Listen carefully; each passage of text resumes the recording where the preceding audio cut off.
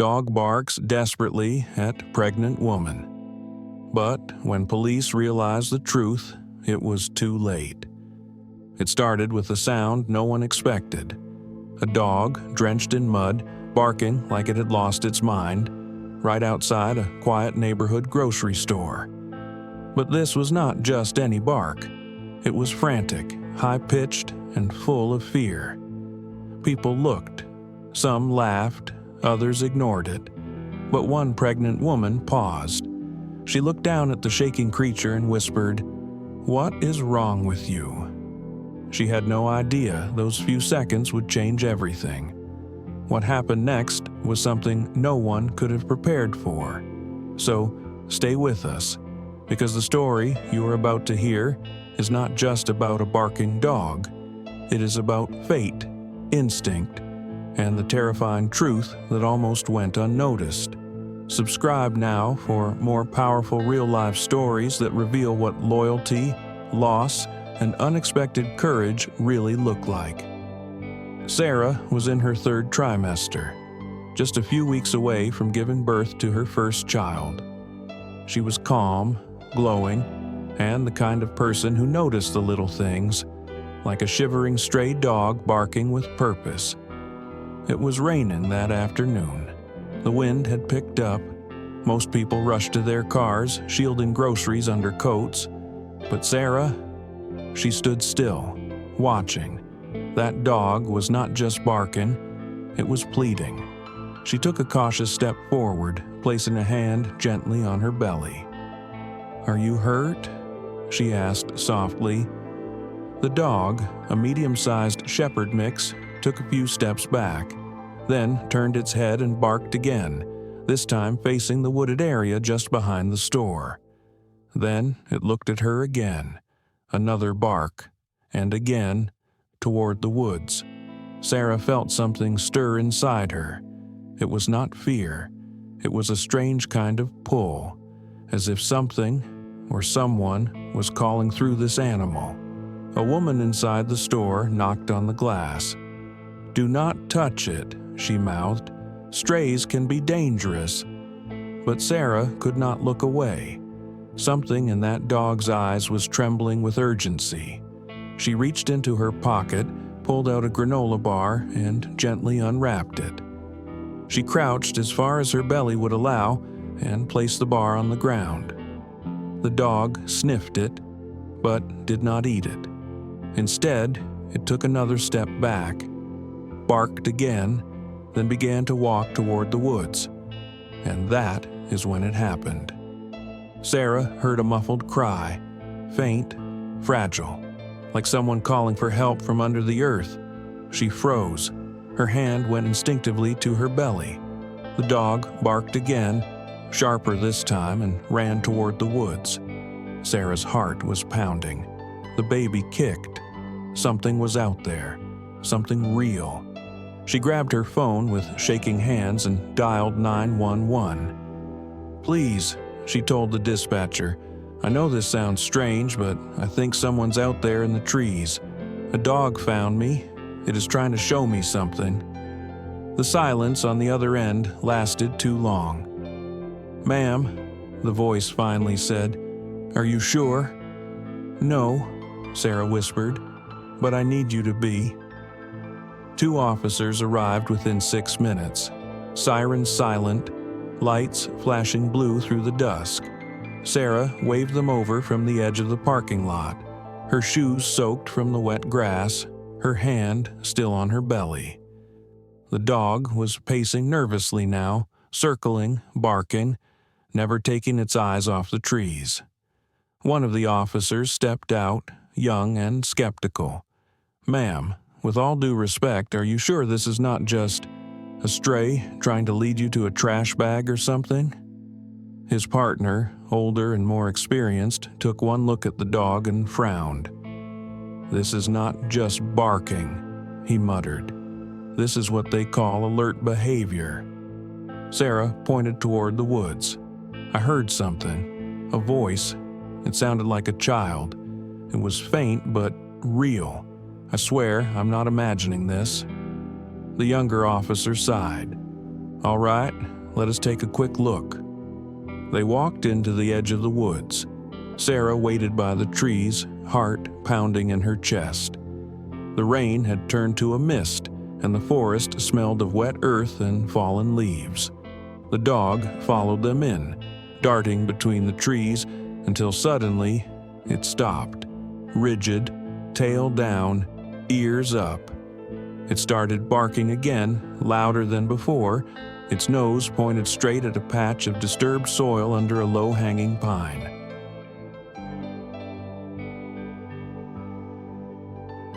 "What the?" the older officer muttered, kneeling down. That is when they heard it. A weak, breathless voice. "Help! Please!" The younger officer turned pale. "Oh my God! There is someone down there!" They began to dig with bare hands, throwing clumps of dirt behind them. Seconds later, they uncovered the edge of what looked like a tarp, heavy, black, and hastily buried. The dog whined, pressing its nose against the edge. What they uncovered next would stop their hearts. The officers tore open the edge of the tarp and gasped. Inside was a small girl, no older than 8. Her lips were blue, her eyes fluttering between consciousness and darkness. She was wrapped in a thin school uniform, soaked to the bone. The older officer shouted, "Call it in! Get medics here now!" Sarah's knees buckled. She stumbled forward, hand over her mouth, whispering, "Oh my God, she is alive." The girl's fingers twitched slightly as the younger officer covered her with his jacket. The dog stood guard, not leaving her side, its chest rising and falling rapidly. Sarah could barely speak. How long has she been here?" The medics arrived in minutes and began working to stabilize her. A paramedic knelt beside Sarah. "If that dog had not led you here, this would have been a recovery, not a rescue." And that was the moment everything changed. The police started asking questions. Who was she? How did she get here? Why was she buried alive in the middle of a park? Then came the twist no one expected. The little girl was not reported missing. There was no Amber Alert. No one seemed to be looking for her. Sarah, shaken but still strong, looked the officer in the eye. "Then we need to find out who wanted her to disappear." The officer nodded. "And fast." Meanwhile, the dog, tired, muddy, and loyal, sat beside the paramedics, eyes locked on the little girl as if he had known her forever. But Sarah had a growing feeling in her gut. This was not random. This girl, this dog, this moment, it all felt connected. And soon, the truth would prove she was right. The dispatcher hesitated, but something in Sarah's voice, calm, firm, trembling with conviction, forced a shift in tone. "Stay where you are. Officers are on the way," she said. Sarah lowered the phone, her eyes locked on the tree line where the dog had vanished. She could still hear it barking, sharper now, echoing through the trees like a desperate alarm. Every part of her was telling her to wait. She was pregnant. It was cold. She had no idea what she might find, and yet her feet moved anyway. She took a few cautious steps forward, eyes darting between shadows and branches. The forest was damp, the kind of quiet that felt wrong. Then she saw it. A torn piece of pink fabric caught on a low-hanging branch. Sarah stopped, heart racing. She reached for it, soft, faded like a child's jacket. Her hands trembled. This was no random bark. That dog had led her here, and someone had been here. Behind her, the crunch of tires on gravel snapped her back. 2 police officers stepped out of a cruiser, hands on their belts. One was young, doubtful, the other older, more watchful. Sarah pointed silently to the forest. "There's a dog," she said breathlessly. It came out of nowhere, brought me here, and I heard someone. A child, I think." The younger officer exchanged a look with the older one, trying not to roll his eyes. "A dog brought you here?" The older one raised a hand. "Do you still hear it?" And there it was again. The bark, louder, closer, urgent. The officers stepped past her, flashlights drawn, leaves rustled. Then came the unmistakable sound, a child's whimper, the kind that pierced bone, the kind that no one could mistake. The younger officer stiffened. "Did you hear that?" They moved faster now, voices sharp and alert. Sarah stayed at the edge, her arms wrapped protectively around her belly. She wanted to scream, to follow, but she waited. Seconds later, the radio crackled. "We have something," one of them said. "Oh my God, get an ambulance here now." Sarah closed her eyes. Whatever had happened, whatever that dog had seen, it had saved a life. But no one knew that the story was just getting started. The hospital room was quiet except for the steady beep of monitors. The little girl lay unconscious, pale and bruised, but alive. Sarah stood outside the glass, arms folded tightly, trying to piece everything together. The dog, now cleaned up and resting, lay beside the door, refusing to move. Then the detective returned. His face was tight with frustration. There is no missing person report, no school records, no parents calling. It is like she never existed. Sarah looked at him, disbelief in her eyes. But that is impossible. Someone had to know her. Someone had to love her. He hesitated. "We found something, a bracelet under the tarp. It had a name, Lena." Sarah whispered it aloud, "Lena." The name echoed through her like a tremor. It felt personal, too personal. She stared at the girl again. Her hair was dark and curly, her skin was olive, and the shape of her nose, just like Sarah's grandmother. A cold realization started crawling up her spine. She pulled out her phone. Scrolling, she searched through an old message thread from her estranged sister, Emily, who had vanished years ago after struggling with addiction.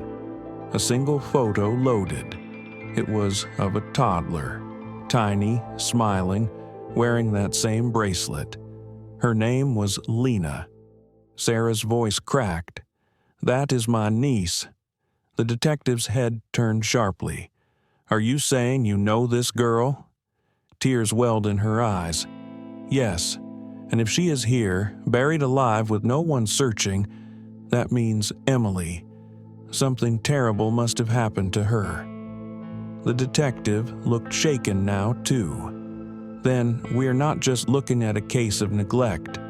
This could be something much darker." The room grew colder, heavier, as if the truth had only begun to surface. And the dog? It stood up again, staring out the window like it knew exactly where the next clue was waiting. Sarah could not sleep that night. She sat at the edge of her bed, the hospital bracelet still in her hand. The girl, Lena, was now stable, but still had not spoken a word. Not a single name, not even a sound. Just silence, and the dog still refused to leave her side, as if guarding something more than a child, as if protecting a truth too heavy for a girl to carry. The detective called early the next morning. "We found your sister's name on an abandoned lease not far from the forest. We are heading there now." Sarah's breath caught in her chest. Her fingers clutched her belly. "I am coming with you." When they arrived at the broken-down house on the edge of the woods, the air felt wrong, like something had been left behind that did not want to be found. The dog, without hesitation, jumped out of the car and bolted toward the porch. It barked once, then stopped. The detective pushed the door open. Inside, the place was in disarray. Furniture overturned, dust thick, and a faint odor of rot lingering in the corners. But what struck Sarah most was the silence. Not abandonment, not chaos, but absence. The kind that feels like someone erased themselves on purpose. And then they found the letter, folded neatly on the table, addressed simply, "To whoever finds her." Sarah read it aloud, her hands trembling. "Her name is Lena. She is my daughter. I made mistakes, too many. I tried to keep her safe, but they came after me. I knew they would, so I left her where someone kind might hear the dog bark. If you found her, thank you. Please raise her better than I ever could." Sarah's voice cracked. The detective's face turned pale. This was not abandonment. This was desperation. Someone was after her, maybe still is. Sarah looked down at the dog, now sitting perfectly still, ears up, watching her. "That dog," she whispered, "knew everything and led me straight here."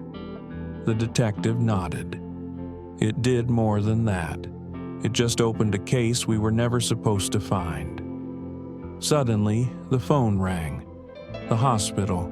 The girl had woken up, and the first word she said was not mom, not help, not even her own name. She whispered one word that froze every inch of Sarah's body. She said, "Run." The hospital room was silent when Sarah arrived.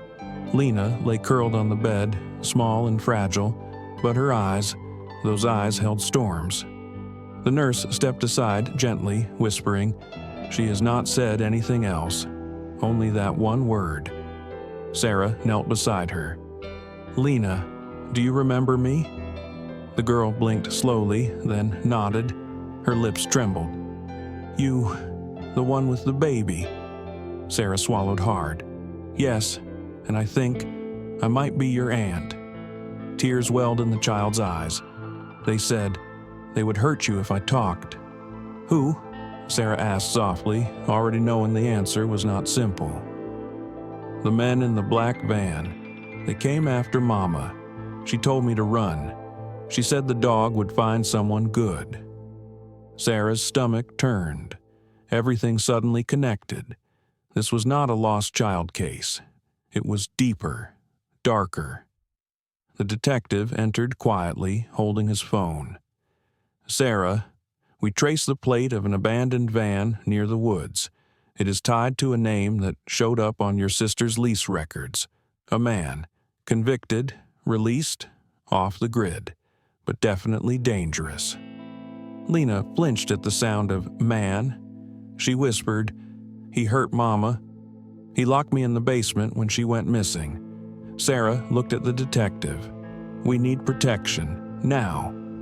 But before he could answer, the power in the hospital flickered, then cut out. The room turned black. The nurse screamed down the hall, and in the chaos, the dog stood up, growling low, its eyes fixed on the door. Someone was coming. Not a nurse, not a doctor, someone who should never have found them. And Sarah realized this was what Lena had meant. It was not a memory when she said run, it was a warning.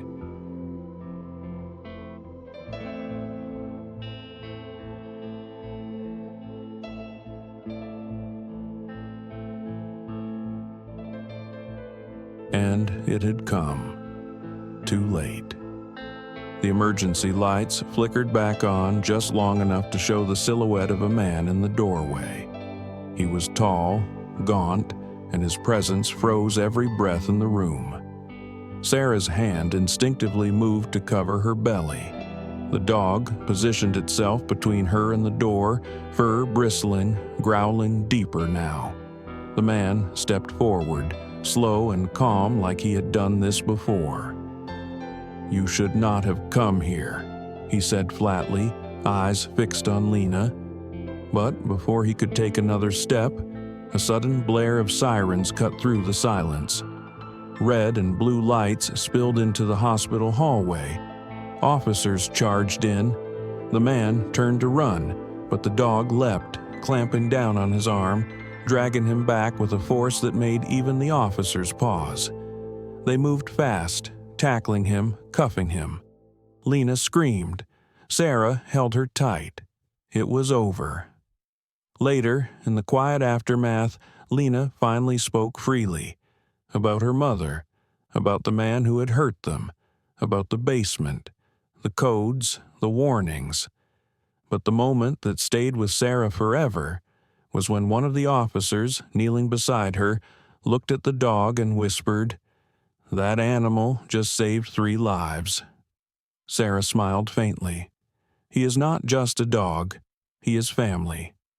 Lena looked up, her voice barely a whisper. "Can he stay with us?" Sarah wrapped her arms around her. "He already has." And as the sun began to rise outside the hospital window, the world looked different. Not because it was safer, but because now someone knew the truth, and they would never ignore a barking dog again.